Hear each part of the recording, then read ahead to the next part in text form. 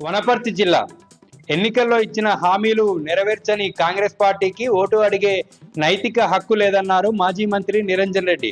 వనపర్తి మండలంలోని చందాపూర్, నాచహల్లి, అంజనగిరి గ్రామాలలో BRS party బలపరిచిన అభ్యర్థులకు మంత్రి ప్రచారం నిర్వహించారు.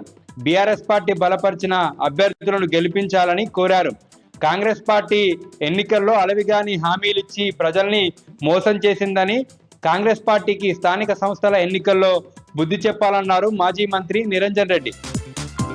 మహబూబ్ నగర్ జిల్లా ఉమ్మడి మహబూబ్ నగర్ జిల్లా వ్యాప్తంగా తొలి విడత గ్రామ పంచాయతీ ఎన్నికలకు సర్వం సిద్ధమైంది. 24 మండలాల్లోని 550 గ్రామ పంచాయతీలకు తొలి విడత పోలింగ్ రేపు జరగనుంది. ఇప్పటికే ఆయా డిస్ట్రిబ్యూషన్ సెంటర్ల నుండి పోలింగ్ సిబ్బంది వారి కేటాయించిన పోలింగ్ కేంద్రాలకు చేరుకున్నారు. 550 గ్రామాల్లో 56 గ్రామాలకు ఇప్పటికే సర్పంచులు ఏకగ్రీవమయ్యారు. పలు వార్డు సభ్యులు కూడా ఏకగ్రీవంగా ఎన్నికయ్యారు. పోలింగ్ కేంద్రాల వద్ద ఎటువంటి అవాంఛనీయ సంఘటనలు జరగకుండా పోలీసులు పటిష్టమైనటువంటి భద్రతా ఏర్పాట్లు చేశారు.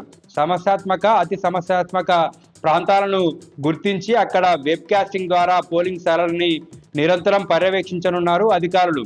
ఉదయం 7 గంటల నుండి మధ్యాహ్నం 1 గంట వరకు పోలింగ్ జరగనుంది. మధ్యాహ్నం 2 గంటల నుండి ఎన్నికల ఫలితాలను కౌంటింగ్ నిర్వహించి ఎన్నికల ఫలితాలను ప్రకటించనున్నారు అధికారులు.